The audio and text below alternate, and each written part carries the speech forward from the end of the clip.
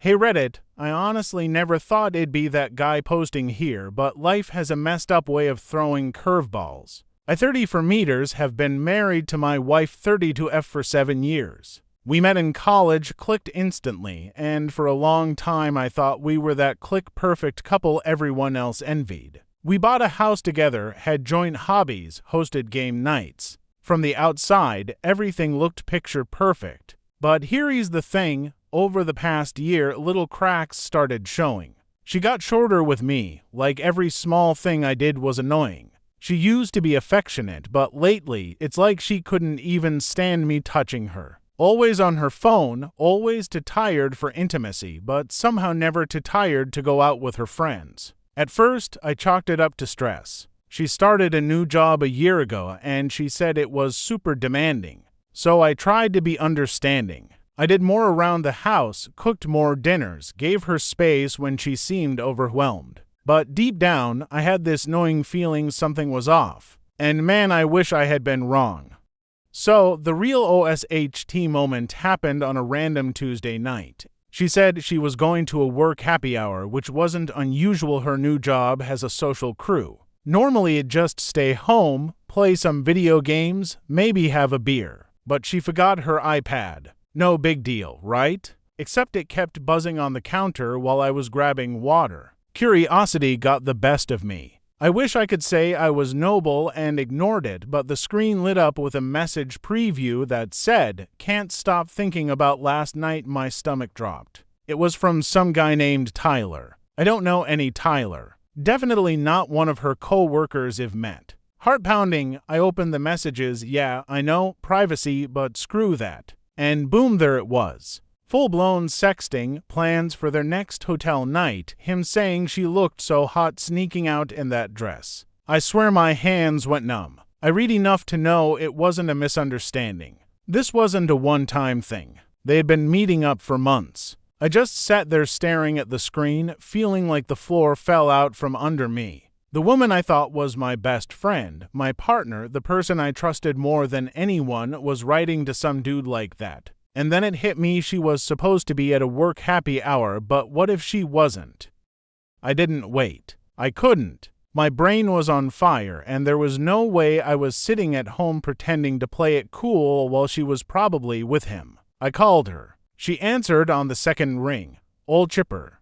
Hey babe, what's up? We're just about to order appetizers. The background was dead silent. No chatter, no clinking glasses, nothing that sounded remotely like a bar or restaurant. I asked her, point blank, where are you right now? Her voice faltered for half a second, then she snapped, I just told you. Work happy hour? Why? Don't be weird. I told her I saw her iPad, that I read the texts, that I knew about Tyler. Dead silence for maybe 3 seconds, then she exploded. Not crying, not apologizing. Exploded. Oh my God, are you serious? You went through my stuff. Do you know how controlling and insecure that is? I'm sitting there shaking, half crying, half ready to put my fist through the wall, and she's gaslighting me like I'm the one who just screwed up. I told her, cut the bullshit, where are you really? Another pause, then she hissed, fine. And not at happy hour. But it's not what you think. Right.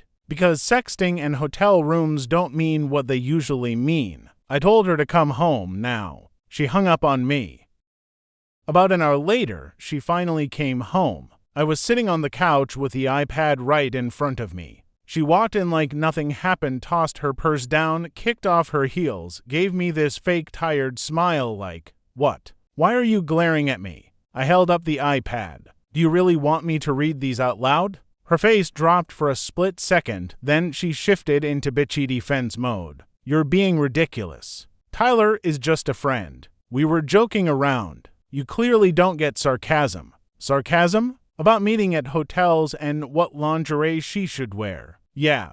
Hilarious. I pressed harder, asked her flat out if she slept with him. She rolled her eyes like I was some dumb kid and said, you're blowing this out of proportion. We kissed a couple times, okay? That's it. You act like you're perfect. Maybe if you paid more attention to me, I wouldn't even be texting other people. That line cut deep. Like somehow this whole thing was my fault. I asked her again, straight up. Are you in a relationship with him? And she snapped back, no. God, why do you always have to interrogate me? You make me feel like I can't breathe in this marriage. It was like every sentence out of her mouth was a mix of lies, excuses, and blaming me. And the more she denied, the angrier I got because I knew the truth was worse than she was admitting. So yeah, the gloves came off that night. When she hit me with the whole "if you paid more attention to me" line, something inside me just snapped. It spent the past year bending over backwards for her, cleaning up, cooking, giving her space, literally supporting her while she transitioned into her new job. And now she was acting like I was the reason she was sneaking off to hotels with some clown named Tyler. I lost it. I shouted, told her she was a liar, a cheater, and a manipulator. That she had the audacity to stand in our house and gaslight me when the evidence was right there in black and white. She screamed back, of course, "I'm not cheating. You're paranoid. You're just looking for a reason to be mad at me because you're insecure." It was like fighting a brick wall. Every time I hit her with a fact, the texts, the lies about happy hour, the hotel receipts in her email, she twisted it into my problem. She even had the nerve to laugh at me at one point and say, "Wow, you're really going to blow up our marriage over some flirty texts?" Flirty texts? That's what she called them. I ended up storming out of the house just to breathe.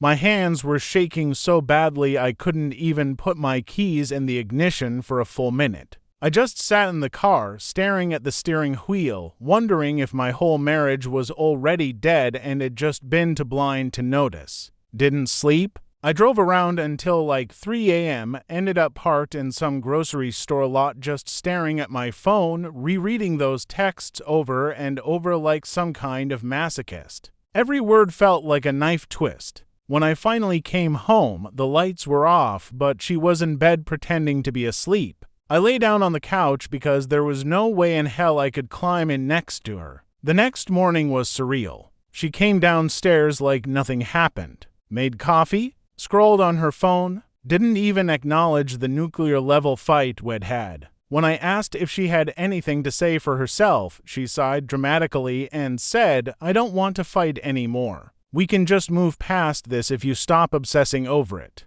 Move past it? Like it was a dirty dish in the sink. I told her flat out, no. We're not moving past anything until you tell me the truth. She gave me this cold look, set her mug down, and muttered, "You're exhausting." Then she grabbed her keys and left for work. That word exhausting hit me hard. Like my pain, my betrayal, my need for answers was just some annoying chore she didn't want to deal with. And that's when I started realizing she wasn't going to come clean. She was just going to keep lying until she wore me down. A few days later, I got the kind of proof you can't explain away, no matter how good someone is at lying. She told me she had to work late. Classic line at this point. But something in me said, check. So I drove to her office building around 8 p.m. Parking lot was practically empty. No sign of her car. My chest tightened. I called her and she answered, all cheerful again, "Hey babe, just finishing up some reports. Probably another hour or so." I was parked outside her empty office building while she was telling me this. My hands were shaking so bad I almost dropped the phone. I didn't even call her out in the moment. I just hung up,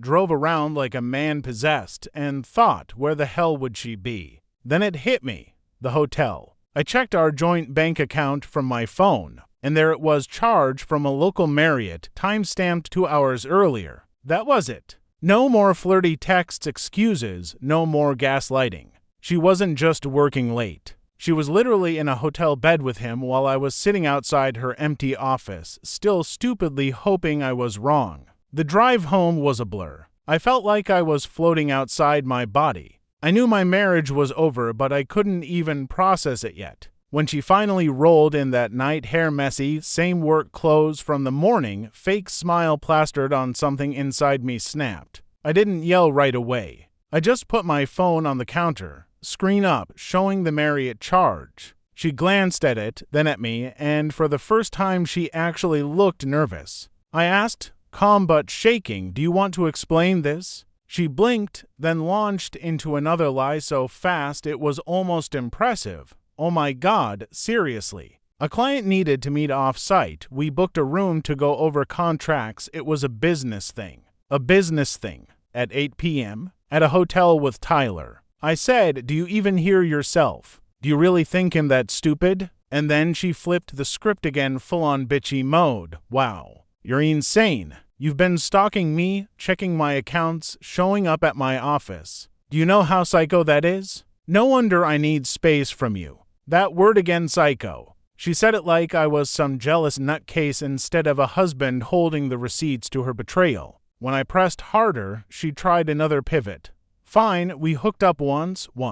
It didn't mean anything. Are you really going to throw away our marriage over one mistake?" One mistake. This mistake had been going on for months, and she still couldn't give me the truth without minimizing, twisting, blaming. That's when it hit me she was never going to own it. Not fully. Not honestly. After that second confrontation, I didn't have the energy to fight anymore. It was like all the anger drained out of me at once, and what was left was just emptiness. I went upstairs, shut the bedroom door, and just sat on the edge of the bed staring at the floor. For hours. My chest hurt like it'd been punched. My head was pounding. Every time I closed my eyes, I saw those texts, that hotel charge, her smug face when she called me psycho. At some point, I broke down, like full-on ugly crying, the kind you can't stop even if you try. 7 years of trust, memories, vacations, late-night talks, inside jokes, it all felt like it had been set on fire.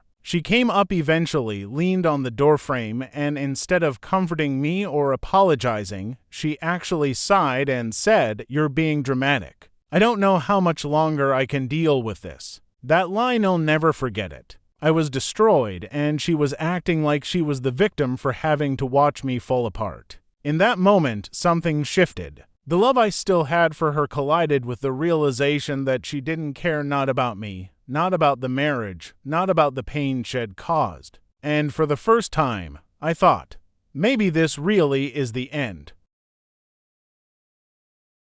The next couple days were a blur. I went through the motions, work, show her, eat, but it felt like I was watching my life from outside my own body. Every time I looked at her, I felt sick. The thing that really cracked me open, though, was when I checked her phone records.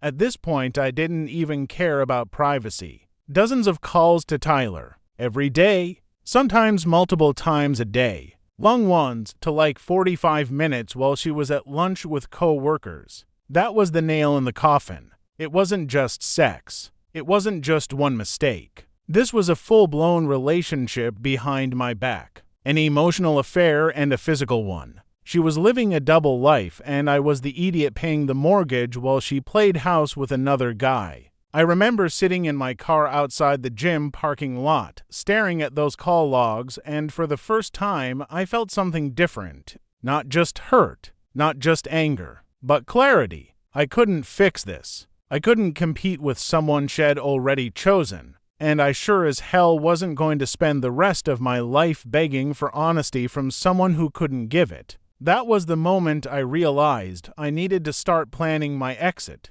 Once I made the decision to leave, everything shifted into survival mode. I couldn't just storm out with nothing. This was 7 years, a house, finances, and legal stuff to consider. So I started quietly planning. First, I set up a separate bank account. Just me? Then I changed passwords for all our shared accounts, email, iCloud, anything that could give her control over information I might need. I also started documenting everything: texts, emails, receipts, hotel charges, the timeline of her lies. If this ever turned legal, I wanted backup. Meanwhile, I kept my interactions with her minimal and strictly neutral. She still tried to gaslight me daily, throwing lines like, "You're overreacting," or "Why do you make everything so dramatic?" One didn't rise to it. I just nodded, stayed calm, and kept working my plan. It was surreal living in the same house, seeing her every day, but feeling completely detached.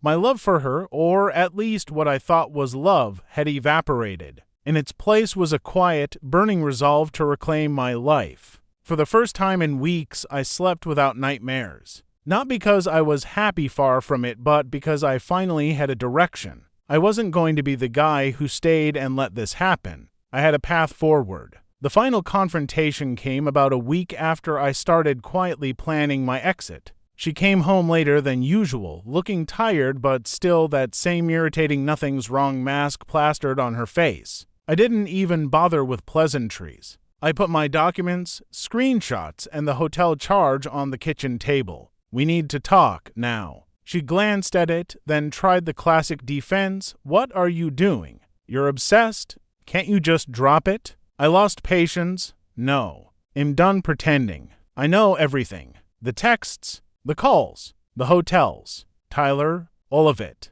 You lied to me every single day, and I can't stay here anymore. She laughed. Not a nervous laugh, not apologetic. A full-on bitchy, dismissive laugh, like she was amused at my pain. Fine. Leave then. Go ahead. I don't care. Maybe you'll find someone who actually wants to be with you. That line hit differently. For the first time, I wasn't angry or devastated. I felt free. Freed from the manipulation, the lies, the betrayal. I packed my essentials that night, booked a small apartment, and moved out the next morning while she was at work. Walking out that door, I didn't feel like a failure. I felt like I'd finally taken my life back. Leaving was freeing, but it wasn't like a switch flipped overnight. The first few weeks were brutal. I felt a cocktail of anger, grief, relief, and disbelief all at once. Some days I'd cry for hours, other days I'd feel this strange, quiet satisfaction that I was finally untangled from her lies. I kept replaying moments in my head, the casual way she dismissed my feelings, the way she called me psycho while she was the one living a double life. It hurt like hell, but I started to see patterns I hadn't before, the manipulation, the deflection, the constant gaslighting. I realized I hadn't just lost a marriage, I had been trapped in an emotional war without realizing it. Therapy helped. Talking to close friends helped. But the hardest part was learning to trust my own instincts again. I had doubted myself for months, wondering if I was being paranoid, crazy, or overreacting.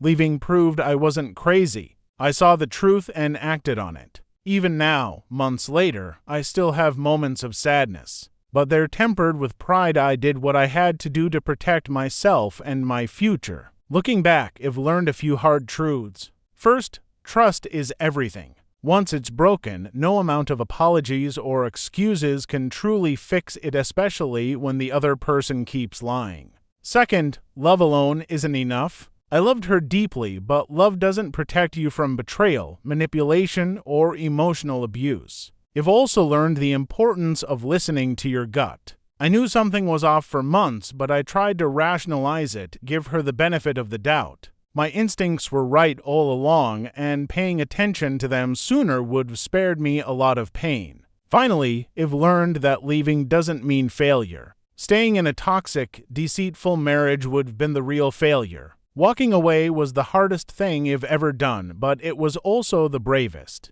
I still carry scars, and I know healing will take time. But I also carry a sense of clarity, strength, and self-respect that I didn't have before. If you're reading this and suspect your partner is cheating or worse, gaslighting you while they're doing it, here is what I'd tell you. Trust your instincts. If something feels off, it probably is. Don't ignore red flags or convince yourself you're overreacting.